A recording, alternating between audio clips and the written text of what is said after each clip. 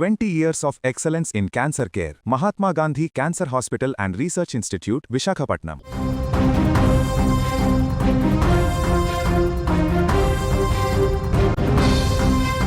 నమ్మిన స్నేహితులే నరకం చూపించారు ఆ యువతికి. స్నేహం ముసుగులో దారుణానికి ఒడిగట్టారు. తోటి స్నేహితులు యువతిపై 4 యువకులు సామూహిక అత్యాచారం చేసినటువంటి ఘటన వరంగల్ జిల్లా రాయపర్తి మండలం ఏకే తండాలో ఇప్పుడు తీవ్ర కలకలం రేపుతుంది. వరంగల్ జిల్లా రాయపర్తి మండలం ఏకే తండాకు చెందినటువంటి గుగులోత్ పూల్య రజిత దంపతుల కుమార్తె చిట్టి నర్సంపేటలోని కళాశాలలో నర్సింగ్ చదువుతోంది. ఆమె తల్లిదండ్రులు బతుకు తెరువు కోసం హైదరాబాద్లో నివాసం ఉంటున్నారు. చిట్టి ఏకే తండాలోని తన పెద్దనాన్న ఇంట్లో నివసిస్తోంది. రోజు మాదిరిగానే ఆమె పెద్దనాన్న బుధవారం ఆమెను కళాశాల నుంచి ఇంటికి తీసుకువచ్చాడు. చిట్టి ఆ రోజు రాత్రి పెద్దనాన్న కుమార్తెలతో కలిసి ఇంటి భవనంపై నిద్రించింది. కుటుంబ సభ్యులు గురువారం తెల్లవారుజామున చూసేసరికి ఇంట్లో ఫ్యాన్కు ఉరివేసుకొని మృతి చెందినటువంటి స్థితిలో కనిపించడంతో కుటుంబ సభ్యులు కన్నీరు మున్నీరుగా విలపిస్తున్నారు. ఇదిలా ఉంటే యువతి మృతిపైన 4 యువకులే కారణమంటూ యువతి తల్లి ఆరోపిస్తుంది. రావూరుకు చెందినటువంటి 4 యువకులు చిట్టిపై అత్యాచారం ఆపై హత్య చేశారంటూ ఆరోపిస్తూ వర్ధనపేటలో జాతీయ రహదారి పైన ఆందోళన చేపట్టారు. ఇప్పుడు ఏకే తండా రావూరు గ్రామంలోని పంట చేనులో పెనుగులాట జరిగినట్లుగా ఆనవాళ్లు కూడా ఉన్నాయని అనుమానం వ్యక్తం చేస్తున్నారు. వెంటనే నిందితులను కఠినంగా శిక్షించాలంటూ కూడా డిమాండ్ చేస్తున్నారు. అయితే ఈ కేసులో ఓ యువకుడిని అదుపులోకి తీసుకున్న పోలీసులు విచారిస్తున్నట్టుగా కూడా తెలుస్తుంది. చిట్టి సదరు యువకుడి సెల్ ఫోన్లను పోలీసులు పరిశీలించగా వారిద్దరూ చాటింగ్ చేసుకున్నట్లు గుర్తించినట్టుగా తెలిసింది. అయితే ఇదే కోణంలో దర్యాప్తు చేస్తున్నారు. ఆ చాటింగ్లో ఏముంది, చిట్టి అక్కడికి ఎందుకు వెళ్ళింది, చిట్టి వెళ్ళిన రోజు ఏం జరిగింది అనేటువంటి కోణంలో కూడా ఇప్పుడు పూర్తిగా దర్యాప్తు చేస్తున్నారు. ఇక దీనికి సంబంధించి ఆ చనిపోయినటువంటి యువతి తల్లి కూడా మాట్లాడింది. ఆమె ఏం మాట్లాడిందో చూద్దాం. మెసేజ్ల మీద మెసేజ్లు పెడితే ఇదేం చేసింది, ఇంకా దోస్తులే అనుకుని కిందకి దిగిందట. ఇక దిగిన తర్వాతే ఇంకా దానికి ఏం చేసిండ్రో తెలియదు. ఎత్తుకుని పోయిండ్రు.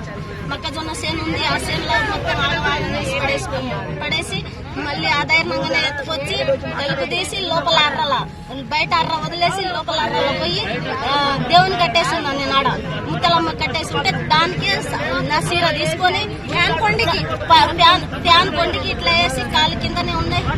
అది కొత్తూరు ఇల్లంతా రక్తంతో ఉంది. నా బిడ్డ రక్తం అక్కడ ఉంది. ఏ ఊరు మీది?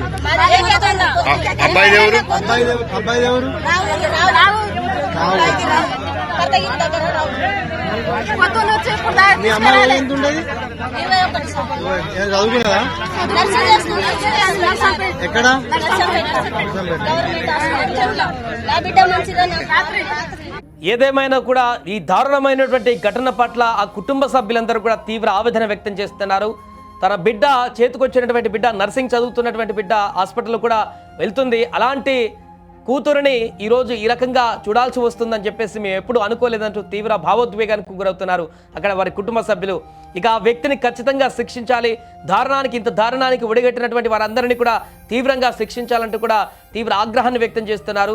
ఇంత దారుణమైనటువంటి ఘటన జరగడం పట్ల అక్కడ స్థానికంగా కూడా ఆగ్రహావేశాలు వ్యక్తమవుతున్నాయి. అందుకే జాతీయ రహదారి పైన బైఠాయించారు కాసేపు. వాళ్ళంతా కూడా న్యాయం జరగాలి మాకంటూ, ఆ యువతికి న్యాయం జరగాలి, ఆ యువతి చావుకి కారణమైనటువంటి వ్యక్తులు అత్యంత దారుణంగా తనని హింసించి మానసికంగా అదేవిధంగా శారీరకంగా హింసించి అత్యాచారం చేసి తనను ఈ రకంగా చనిపోవడానికి కారణమైనటువంటి వ్యక్తులందరినీ కూడా పూర్తిగా శిక్షించాలంటూ కూడా ఇప్పుడు అక్కడ డిమాండ్లు వినపడుతున్నాయి.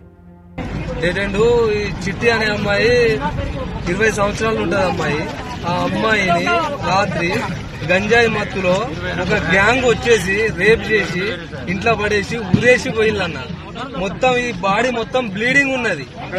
మొక్కజొన్నల చేనుల బండి ఆపి అక్కడి నుంచి ఎటు పోయిలో తెలియదు కానీ మొత్తం బ్లీడింగ్ ఉన్నది. అమ్మాయిని ఇంట్లో వచ్చి ఉరేసి వెళ్ళిపోయిల్లన్న. ఇప్పటి వరకు కూడా ఆ అమ్మాయి కాల్ డేటా కూడా చెక్ చేసినాం మేము.